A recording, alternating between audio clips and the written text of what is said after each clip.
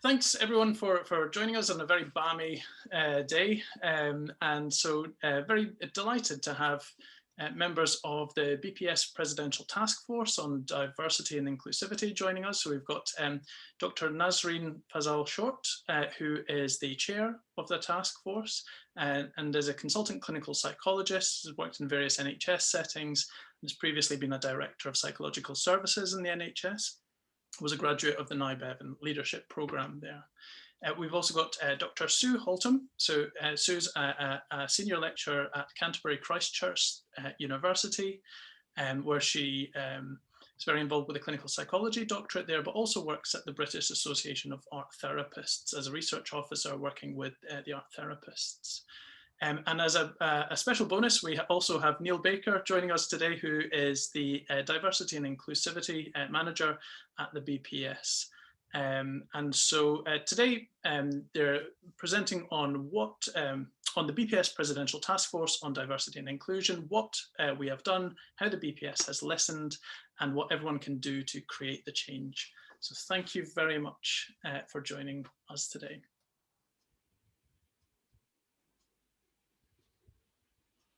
Thanks, Niels. I think Sue's going to start us off. Yes, so yes, long title, the BPS Presidential Task Force on Diversity and Inclusion, what we've done, how the BPS has listened, and what everyone can do to create the change. So this is a quote from Mahatma Gandhi. If we could change ourselves, the tendencies in the world would also change. We need not wait to see what others do. And that's the quote, I think that is the quote from which the other one, be the change you want to see. I think that's where this comes from. So just a little bit about how the task force was set up back in March 2020. The selection process, there was a call put out and 85 BPS members responded to it. And David Murphy, who was then president, he set it up, and he and Bina Kandola, who was its initial chairperson, sifted the applications, and 12 people were selected. There is an 18-minute video, if any of you are interested, of some of the members talking about their hopes for the task force, and there's a link there. And I mean, I guess just more generally to say, on the BPS web pages, you can see all the work of the task force. So you can Google or go onto the BPS website. And obviously, most of all the resources are free to access. Yeah, and I'll show you another link actually later on for that. Yeah. So this is who we are. As I say, there's 12 of us, different ethnicities, different psychological professions, and also invisible disabilities. Yeah, so we sort of, I don't know if we're representative of all the sort of protected characteristics, but we have, you know, a good diversity in our own group. And one of the things that spurred me to join was that I have had quite a long wrestle with mental health difficulties. And so I felt that I could in some way bring the lived experience of that to the group. I suppose to add to what Sue's saying about lived experience, quite a number of the task force have got lived experience of different sort of things that were relevant in terms of thinking about some of the work of marginalisation, I guess, in terms of that umbrella. And in the task force, we do talk a lot about that in our meetings and thinking about how that's useful in terms of some of the work that we've been doing. And sometimes, I guess, and we might talk about this a bit later, the challenge has been that in psychology, and I guess in the NHS that I'm used to, and probably in other services as well, psychologists rarely talk about their lived experience because there's still a big stigma around that. And, you know, if you look in the research literature and you look at other literature in psychology, there's one or two prominent psychologists who've almost outed themselves, but very few people, particularly where that difference is not visible. You know, people don't feel safe to do that. And I think that's something we need to change. Yeah. We need to work on that because that doesn't help us. Sorry, Sue, I was going on a bit. Okay, so it's me. So Sue's got a big giant picture of me. I don't know how we've got a giant picture of me, but we have. We're going to have a giant picture of Neil, I think, later on and sneak that in. We haven't got it in these slides, but we will later. So a bit about my journey in the BPS and a bit about my experience. I guess, you know, my parents came to this country in the 60s from Pakistan. And, you know, I think of myself as a citizen of this country. But like the footballers recently, you know, who are probably the next generation or even 2 generations away from me, it's very hard sometimes to be a citizen of this country and be a person who looks visibly different like I do in 2 dimensions. And I guess that's been my experience, you know, with the BPS and in the NHS, both places. With the BPS, for many years, I had trouble with the BPS. I was a member, but I didn't really participate in anything, because at some point I saw a double spread in the psychologist about Black people having lower IQs and extolling the virtues of, you know, psychologists who talked a lot about that, like I think it was Hans Eysenck at the time. And that annoyed me so much that I didn't come back to the BPS land for about 15 years or 20 years. So I suppose what I'd say about that now, which slightly more positively slants, is I've come back to be the chair of the task force because I think the BPS is on the move. And I think psychology is on the move in a really good way. Now, maybe that's been precipitated by not great things like, you know, Black Lives Matter and what's happened there. And people feel that they can't leave some of this stuff alone. But actually, regardless of what the reason is, we are actually doing it. And in my lifetime, I've never seen such moves. And I think that's really positive, and we should celebrate that. There's work to do, though. We're not there yet, but we're starting at least. Okay. It's over to Neil, isn't it? Hi, everybody. It's lovely to join you this afternoon. So just a bit of an introduction as to the BPS diversity team, because we're all very new. So I've been in post at BPS since January. It's the first time that BPS has ever had a diversity and inclusion manager. I've spent over 20 years now in diversity and inclusion roles, primarily within the prison service and the voluntary sector. But I've also had a stint working at the Equality Challenge unit in terms of looking at higher education, in particularly in relevance to religion and belief and sexual orientation. And kind of started my career a long time ago working cross communities in Northern Ireland at the time of the Good Friday Agreement, and bringing together Catholic and Protestant communities in exploring issues of diversity and inclusion. So my input really with BPS has been to really begin to try and structure what BPS is delivering, how they're going to deliver it. And I'm going to go on to talk about that a little bit later. I'm not the only person who sits at BPS in terms of diversity and inclusion. So we also have Helen Cockle in my team, and Helen is our diversity projects lead. So Helen leads on all of our comms work at BPS in terms of diversity and inclusion, but also leads on a number of kind of specialist areas of project-based work, one of which is decolonizing the curriculum, which we'll come on to explore later on. But we are, like I say, a very new team. We've got a huge amount of work to do, and it's a really exciting time at BPS in terms of beginning to deliver on that work. And really beginning to embed equality, diversity and inclusion across all of our structures within the society. So that's a bit of a kind of short introduction really to myself and the small team that we have at BPS. Yeah, I suppose we should make a distinction between the task force, which are all voluntary, we're all voluntary in our roles, yep, and this is a small paid staff team, yep, but they of course link in with the trustees and other BPS staff members.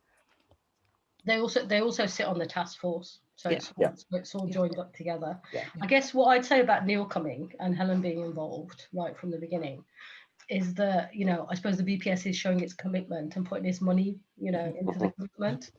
Personally, as the chair, obviously, when I go and talk to the Board of Trustees, I don't think there's enough money. It will need more resource.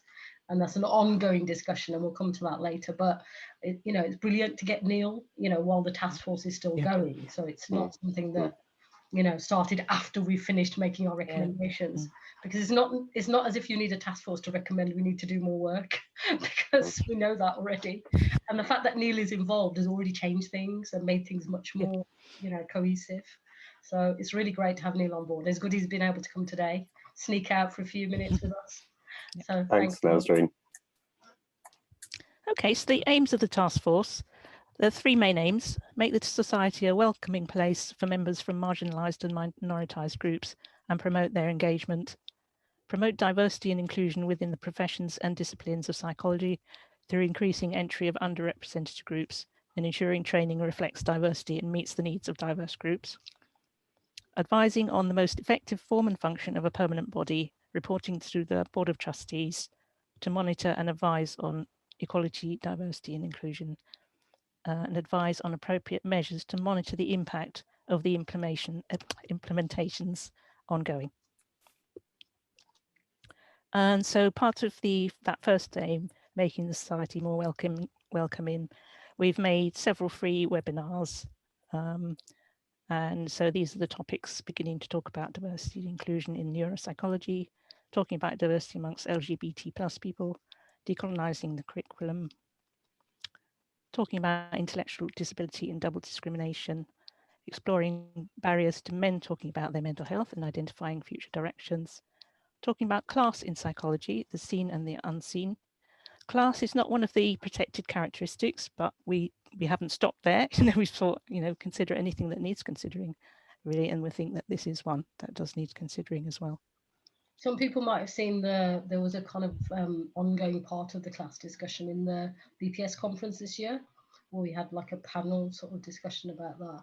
And there are some people at the BPS who are working on changing that to try and include it in the Equalities Act, because it's something that has a big impact in terms of marginalisation. So I guess we've been thinking about that. Yeah. Back to you, Sue. Tackling racism across psychological professions. And there's bits in there which I think are also relevant to decolonising the curriculum as well. Challenging disability, embracing human diversity. That has happened, but the recording isn't out yet, I don't think. But it should be, you will be able to find it on this main webinar page where the link is there. So you'll have the slides afterwards. And I think at some point they're going to be on the virtual learning environment as well. Yeah, I think so. Yeah. So all of them will be on the BLE as well within the next couple of months. Yeah. Great. Thanks, Neil. So carrying on with Taskforce aims, is this still me? This is the second aim, isn't it? Second aim, yeah. So linking up with the editorial team of the psychologists, it has increased its coverage of a range of diversity issues. I think there have been some fantastic coverage actually in recent months. Linking with the BPS accreditation committees, reviewing the standards for courses, mainly undergraduate, but the ultimate aim is to look across different programs, and actually there's a huge number of programs that I was astonished at how many programs the BPS actually accredits. So that's quite a major task. Some input into the website redevelopment group to help keep EDI in consideration as the redesign plan is drawn up, and regular engagement with the BPS Board of Trustees and senior management. So I guess that's my job, to make sure that the Board of Trustees and senior management are praised. And obviously we have a couple of senior managers who sit with us on the task force, which has really been helpful in terms of making the changes. And I suppose the other thing is that the BPS at the moment is going through other changes as well that will make the work of the inclusion much easier to do in the future. Let's keep going. I think we've got more to say, but let's keep going. Okay. So promoting diversity and inclusion within disciplines and professions. So we're working at linking together all the member groups active in EDI work into an effective coalition, because it's a bit fragmented. It's been a bit fragmented. There's lots of people doing great things, but we want to try and get it all joined up so that people can share and learn from each other. And yeah, and developing a plan to gather information about what different universities are doing about decolonising the curriculum, with a view to bringing good practice together. So I want to just say a little bit about decolonising. So decolonising psychology, decolonising our minds. So it's not just about the curriculum, it's also about ensuring equity of access and progression. And it's about our own personal awareness of our lived experience and what we were taught. Because we weren't always taught the best, some of us oldies weren't always taught the, we were taught the sort of Western colonial version of psychology, which is still largely around and affecting everything. I suppose this idea, Sue, and I'll hand back to you in a minute, but this idea about decolonising our minds is kind of something that I think is really important, because actually there's quite a lot of evidence, isn't there, that most psychologists were taught in a particular, in the UK, were taught in a particular way about particular things. And if you wanted to find out something different, you have to go off and do your own research and reading and thinking. And actually, it's quite hard to move from that position because everything supports that. So it's quite a big change that we need to make. Yeah. And so the BPS lead for decolonizing work for that work stream is Helen Cockle, the Diversity, Inclusion and Communications Officer, and that's her email, so you can contact her. The task force has a working definition of decolonizing, so it asks us to reflect on our assumptions about how the world is and to reposition the legacies of Western colonialism and empire around knowledge, education and professions in order to diversify the existing framework and ensure psychology encompasses and reflects a more inclusive curriculum. It's an approach that will lead to diversity and change and prompt psychology to examine all of our professional practices and influences. And I want to go on to just provide a couple of examples, particularly in relation to the curriculum. And Nasreen can speak to this one. So this is the one, as I said earlier, I had a little bit of a sort of impasse with my journey with the BPS, because obviously this is something that I guess what I'd say, going back to the decolonizing our minds, is kind of ingrained in society. And I think psychology has a kind of bad rep about this, and we need to hold our hands up to that, which is this idea about, you know, the eugenicists using the idea that, you know, people who are black are actually kind of less than human, so that they could actually be colonized and they could be dehumanized through slavery. And I think psychology has kind of joined in with that, and not in a good way, by perpetuating the myth of the IQ being less for people who are, you know, black. And I don't think that all psychologists haven't moved away from this position.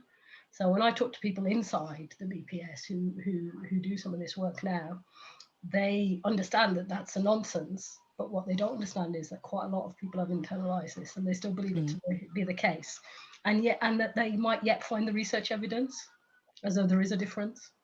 And there's no evidence that there's any difference between races, and races are constructed sociological, socio-political term. It's not a real term. And I suppose the other part of this is where we're trying to make change, and people really struggle with this idea of, you know, if black people have a race, then everybody else has a race as well. And sometimes, you know, often people talk about black people as the people with the race, you know, as though white people don't have a race. So I'm sure we'll come back to this in the questions, but let's move along now. I'll stop speaking. I have a specialist area around mental distress, and something I've looked into a bit. And so Nasreen and Neil don't necessarily agree with everything I say in this bit, just to make that clear. And it's you know, there's lots of debate around it. However, there have been many critical voices regarding psychiatric diagnoses. Suffering is real, but how we label it and address it can be debated. Many psychologists and experts by experience are calling for the abolition of the term abnormal psychology, for example, to label some university courses, as it carries a pejorative implication that some people are abnormal and therefore less than or other. There is on YouTube, there's a half-hour talk by Dr. James Davies, who is a social anthropologist and psychotherapist, explaining how a small group of American psychiatrists devised a book that has had far-reaching consequences for a great many people. It's called the Diagnostic and Statistical Manual. There's a link there to his talk. Just a little taster of some things from his talk. So diagnoses in the DSM, again, they are socially constructed like IQ. They have no biological basis except for a few organic disorders like the dementias. The DSM committee adds labels that psychiatrists are finding useful to use, and they are added by consensus, not through science. Schizophrenia and psychosis, again, something I particularly have looked into. This is a title, Schizophrenia, a Scientific Delusion, is the title of a book by psychologist Mary Boyle. It's a meticulous debunking of the schizophrenia concept using science. Now, no one is saying that people who get the diagnosis are not suffering. That's not what we're saying. But the diagnosis can be stigmatizing, and it tends to carry an assumption of a long-term illness with genetic roots, but there's growing evidence that this is inaccurate. So here's some of that evidence. Higher levels of recovery than previously thought. For example, Harrow et al. That was a long-term 20-year study, I think, follow-up study.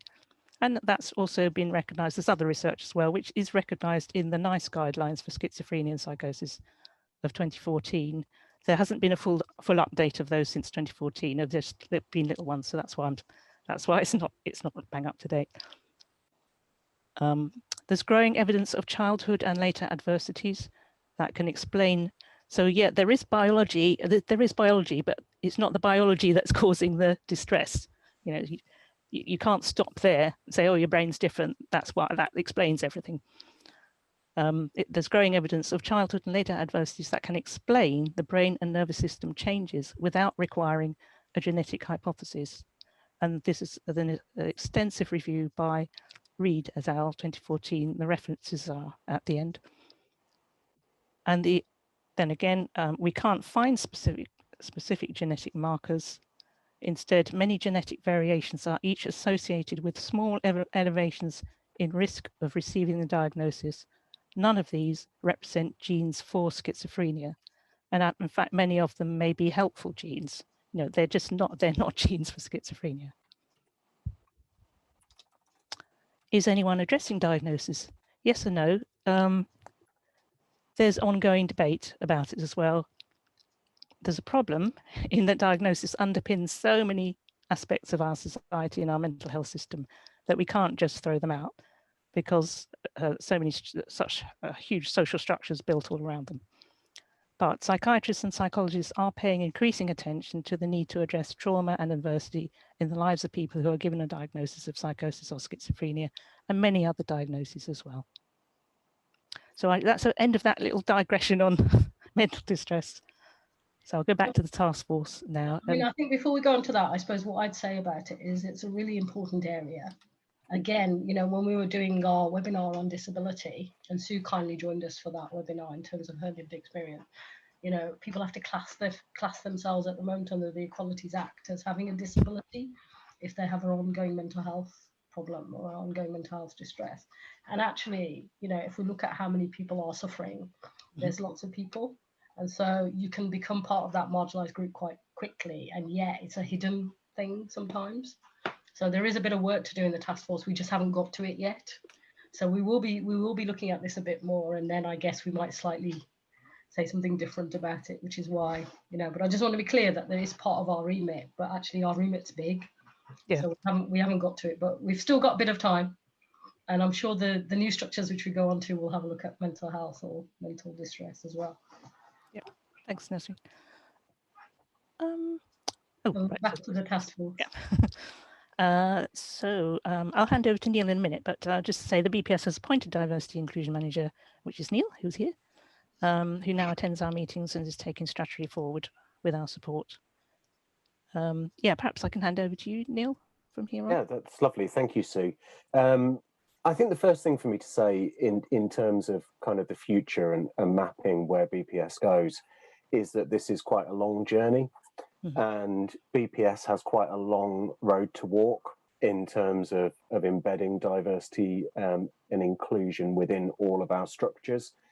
But we've made a really positive start on that. And the task force has been instrumental over this last 12 months in terms of really leading that and pushing it and actually bringing diversity and inclusion to the fore in terms of SMT meetings, but also in terms of the Board of Trustees and wider debate within the society. So I'm just going to talk you through a couple of the really big changes that we're going to be leading over this next few months. So the first is, as Nazreen said at the beginning, the task force had a limited lifespan when it was set up. And we've always known the task force would come to an end in December this year. So one of the things we've begun to explore is what comes next and what does that look like. So we will be introducing a permanent body to replace the task force, and that will be a brand new Equality, Diversity and Inclusion Board at BPS, which will be made up of about 15 people. It will be an open, transparent recruitment process onto that board, and it will be about bringing a variety of experiences, lived experiences, and experiences of managing board structures into those roles. That board will sit directly under our Board of Trustees. So for the first time, we'll have an EDI board that actually feeds directly into the Board of Trustees. It will be chaired by someone who becomes a trustee automatically by chairing that board. So it will feed straight back into our Board of Trustees, but it will also have a number of specialist groups sitting under it. And this is where we're really kind of excited about this new structure, because we're going to have a specialist advisory group on human rights sitting under that board. There'll also be a specialist group based around experts by experience sitting under that board, and also decolonizing psychology sitting under that board. So that new board structure will enable specialists from a range of different fields to come into BPS and really begin to shape the direction of travel in terms of EDI moving forward.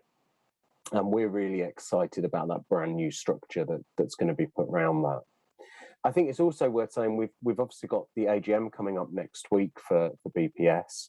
And if you are attending the AGM, the other thing that you'll notice is we're launching a brand new 18-month strategy for BPS.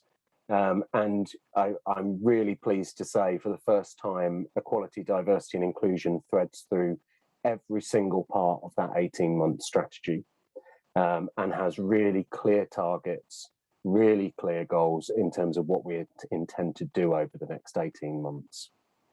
The other thing that I just wanted to quickly touch on is that we're also going to be rolling out a brand new membership database system over the next couple of months.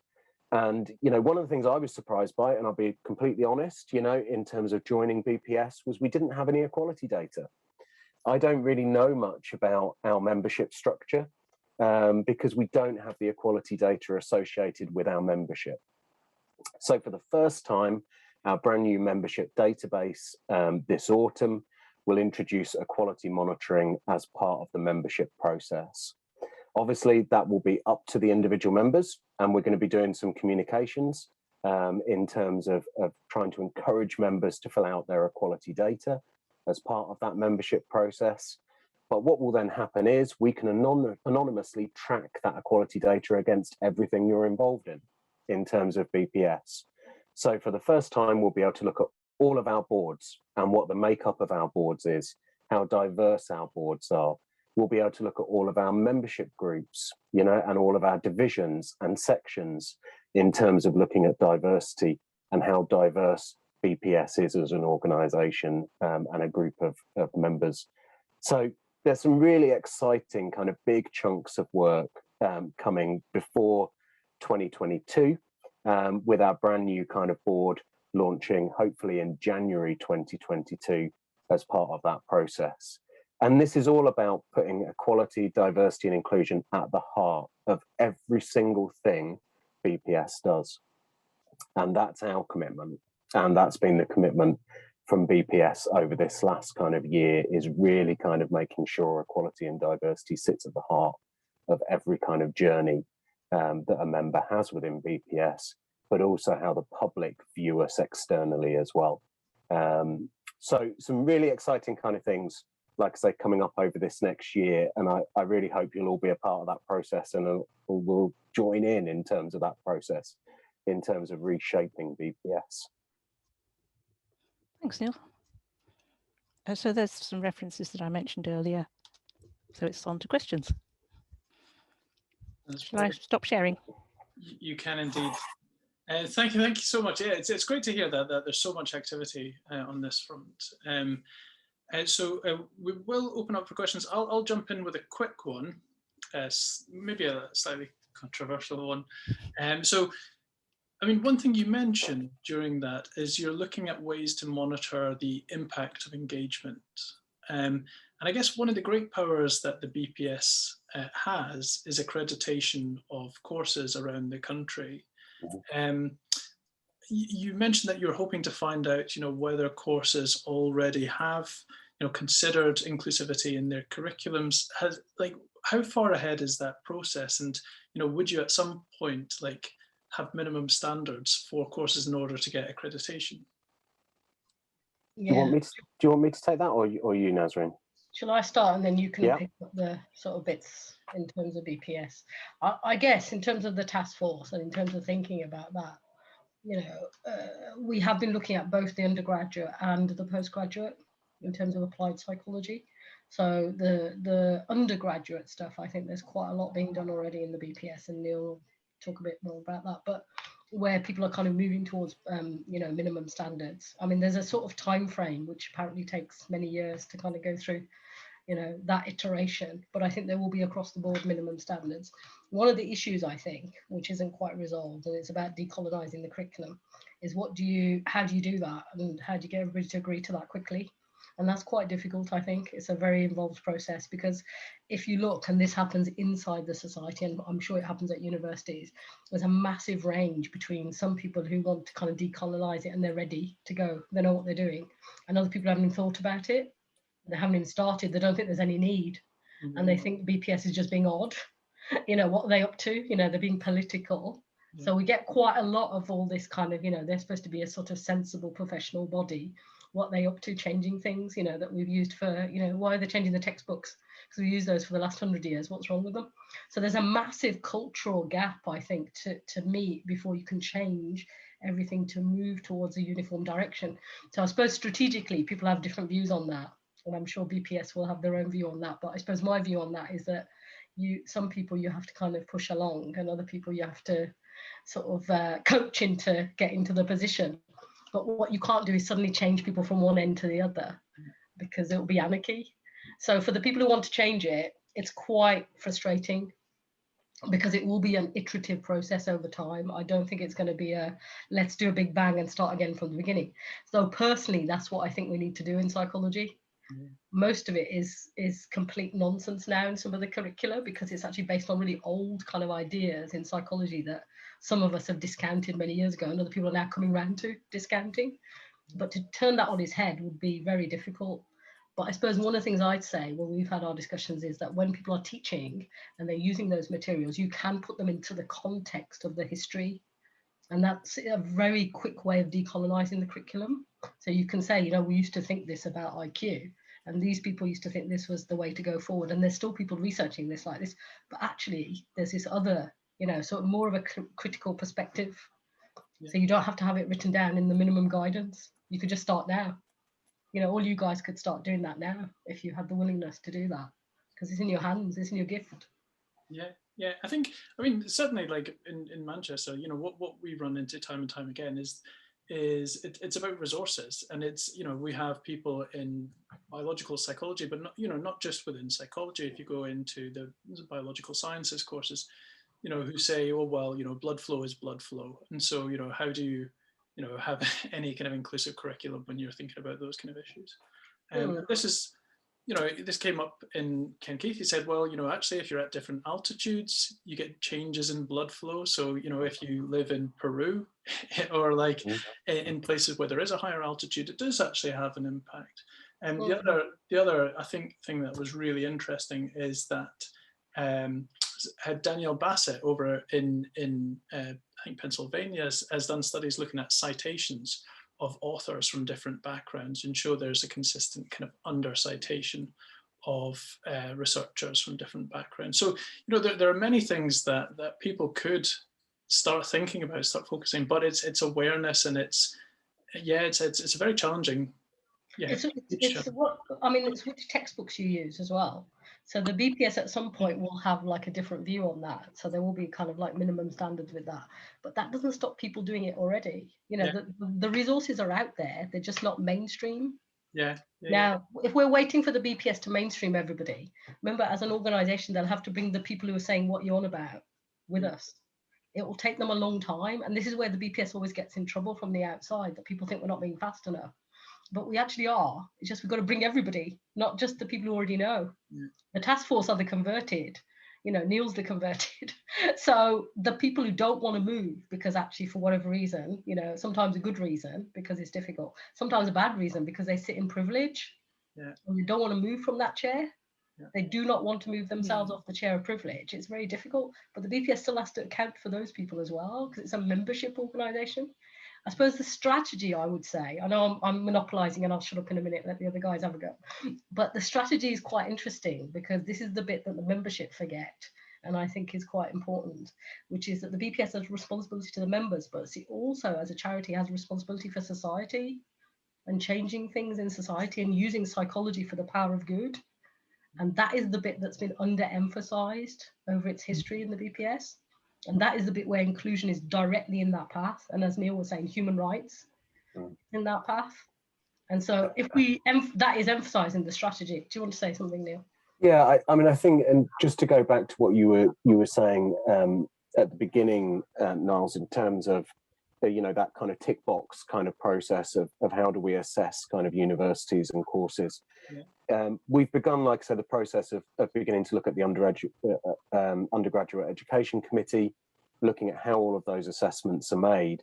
And one of the things that we're really keen on doing, and we've begun the process of doing, is opening up BPS a bit. Sometimes we're kind of quite internal looking in terms of the way we operate. So actually, we've just begun to work in partnership with Advance HE in terms of looking at how do we assess universities in terms of some of these equality considerations. Are universities involved in the Race Equality Charter? Are they involved in Athena Swan? Are they kind of really pushing ahead in terms of driving equality and diversity and, you know, and making sure that it's embedded across all of their structures? So some of this is also about us opening up at BPS and actually saying, we can't just sit and talk to ourselves all the time. We need to actually open up and begin to talk to professional bodies that are also involved in a lot of this journey and a lot of this work, and ensure that there's a dovetailing between the two as part of that process. Mm-hmm. Yeah, and take advantage of the frameworks that are already there, the very helpful frameworks. Yeah, yeah.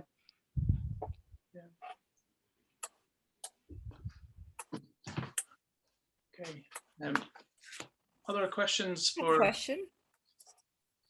Oh, sorry. Was it? I have a question. Yes. If you're ready to move on to the next question, is that okay, Nils? Yes. Yeah. Please do. Okay. Great. I think there's some great content there, so thank you for the talk. It's really exciting to see the changes that are kind of being put forward. Just to follow up on Nasreen's point about it being political, and I think that is, you know, something that everyone's aware of when we're trying to kind of change things within our curriculum and what we teach, and it does require some self-insight and admission that we are part of that system. And you know, it's certainly made me look at my own teaching materials in a different light. And I noticed that you've used the term sorry, I knew I'd get it wrong, decolonizing the curriculum throughout. And it is quite, you know, a politicized term, I guess you could say. And I wondered whether there had been some discussion over the usage of that term before kind of deciding that that was the way you wanted to go. Because that's what I think generally we've tended not to use that term so far in our discussions. Well, I suppose it's kind of how you define what that means. And we'd probably say it's decolonizing psychology, not just the curriculum, because of the beliefs and the tenets that psychology is built on, and how people have kind of, you know, used it in the discipline as well as in the curriculum. So the curriculum we'd see as part of that, sort of like a tool, you know, if you like. So it's embedded in all the structures of teaching, but actually it goes back to the core of psychology and how it was formed and what it's done to kind of, you know, have inclusivity at its heart, or actually challenge that or not challenge it. So I suppose it's a bit bigger than that. And then part of our role has been in the task force to look at the discipline of psychology and how diverse that is in applied psychology, if you look at postgraduate stuff. And it's not at all diverse, because of the way that the institutions are designed and the way that kind of recruitment is designed. So there's a lot of work to do in psychology that's bigger than the curriculum. So in some of the kind of applied psychologies, they're doing that work. So in clinical psychology, which is my profession, and Sue teaches on that, they're doing quite a lot of work on decolonizing clinical psychology, if you want to use that term. I personally think it doesn't matter about the term. I think this idea of the political is nonsense. Of course, psychology is political with a small p. That's complete nonsense to say that we're not political. How can you not be political? You don't have to be a critical psychologist or a social psychologist to be political. I'm not in either of those groups, but I'm still political with a small p because I'm sitting in the task force. You know, so I think the fact that people think BPS can't be political, it has to be political. Its own internal structures have kind of fought against that at times, but its second aim as a charity is political. So it can't get away from it. So I think the new strategy is much better in embracing that. There'll be interesting, next week we'll see how the members take to that, because they haven't seen the full version of the new strategy. So there will be a big range of views, you know, and I'm sure people will be writing long letters to the BPS complaint. Go on, Sue. I think it also is a recognition that psychology began in the colonial era, or just the end of it, and that there are still roots of that in sort of branching all the way through the disciplines of psychology. And it's only when you sort of try and sort of raise your own awareness, I suppose, we're trying to raise our awareness, we start to see it. And if, I suppose for me, I think if I didn't use that label, that decolonizing label, I might miss some things that otherwise I would be able to pick up. People are not happy to talk about colonialism. They find it very difficult. So there's a hierarchy of what people will find okay to talk about. Colonialism is difficult, but it's sort of okay. But if you start talking about slavery, then we're in serious trouble, because people just don't want to talk about that. They find that really difficult. And we need to talk about these things, because if you look at other places where they've got better models of some of this work, if you look at Germany, for example, and what they did post the Second World War, and what they do now with the young people, and how they teach them about what happened and why it happened, and how they've embraced that, you know, they haven't hidden it away. It actually makes a massive difference to society if you allow yourself to kind of be in those spaces that are really, really uncomfortable and difficult. And psychology has not been good at that, even though we've got tools to kind of bring people together. You know, that's what we're supposed to do, isn't it? And we've got research tools, and we've got loads of evidence of all different kinds. So we should be able to do that, but we haven't been great. So I suppose I'd like to see the future of the BPS where we have much more discussion about those things inside the society. I think it's also worth adding. I mean, we're at the beginning of this journey in terms of really exploring some of this, and you know, we're talking to a range of universities, and we're more than happy to talk to more in terms of how do we begin to scope some of this, how do we begin to understand some of the complexities that sit within this. We know that, for example, when you talk about decolonizing, actually that will also be very different for the four nations in terms of the way they perceive that and view that. So there's some real kind of work for us to do at how do we unpick some of this. And, you know, we are, like I say, we're not even kind of on the road to kind of really beginning to explore every part of this yet. We're at that starting block to some extent. And I think we as a country are, actually, as a whole. I think this is quite a new debate, and it's quite a new area of exploration. And you know, you see the kind of mixed opinions in terms of statues and monuments and all kinds of things. And actually, you know, we're kind of beginning to open that debate up, but I don't think any of us are quite sure yet exactly what that means. So there's a learning journey to go on here. Ming, do you want to follow that up? Okay, so Alison, you have your hand raised there. Do you want to ask a question, please? Yeah, apologies. I'm having terrible Wi-Fi problems. Well, I'm now on my mobile, so apologies if I disappear. I was just, and apologies if I've missed something, but have you got students involved? It always occurs to me that if you want change to happen, get the students involved, because they are really annoying to universities, you know, in courses. I'm kind of formerly program director, and the way that we actually got action was because the students demanded it of us, and you see that more and more in universities. So yeah, my question is, how have you got young people and the people that psychology has to represent in the future involved? Do you want me to take that one, Nazreen? Yeah, you can do. We've got various students, haven't we, involved? But Yeah, so it's a really important point, Alison. And actually, you know, we're aware at BPS that a huge proportion of our new members are students. And, you know, and they're not necessarily involved in all of the upper structures and higher structures that exist within BPS. So the new Equality, Diversity and Inclusion Board will have an undergraduate student place allocated to it and a postgraduate student place allocated to it. We're moving towards a similar structure with all of our other boards as well.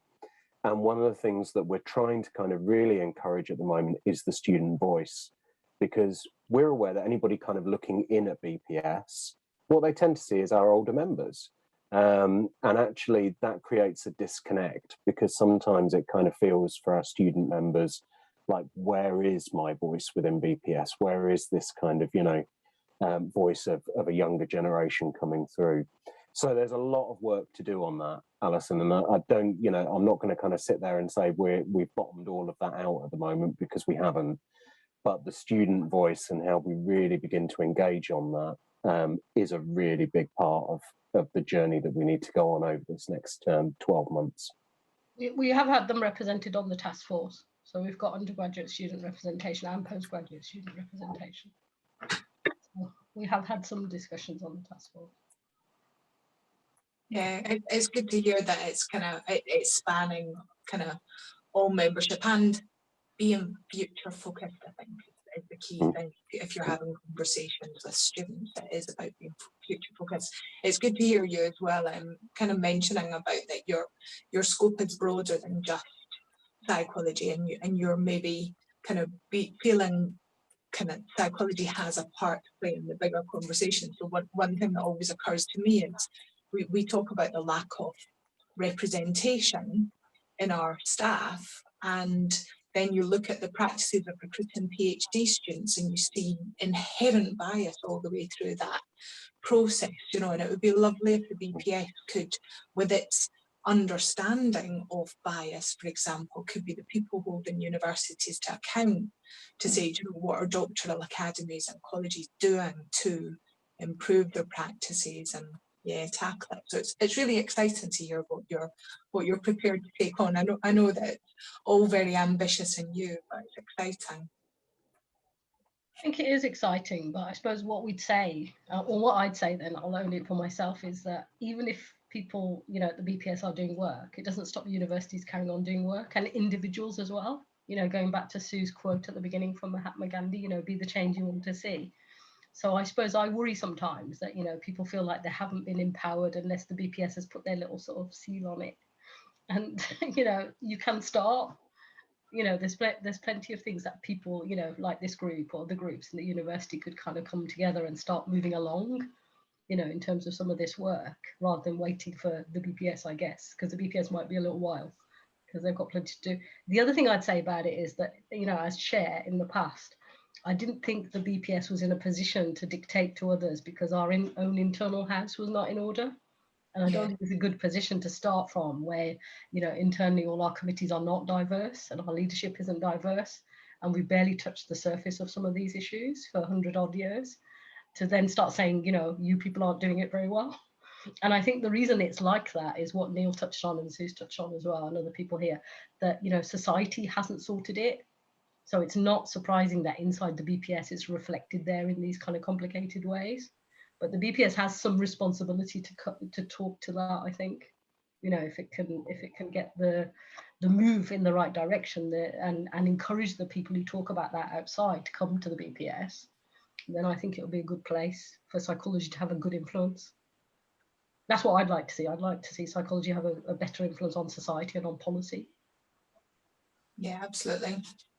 I think that's probably a great place to call an end to this, if that's okay. So actually, yeah, I think some of those the questions that we had at the end were brilliant. It's really, you know, getting a bit more depth on where it's all going, and it's kind of an exciting time to see you know, the trajectory of it all. And I think it's interesting thinking about the benchmarking with external bodies and finding out, you know, what other societies are doing and where the kind of areas of good practice are as well. But thank you, everyone. Thank you for those joining in to listen. Thank you so much, Nazreen, Sue, and Neil for attending and providing an update on the activities of the task force there.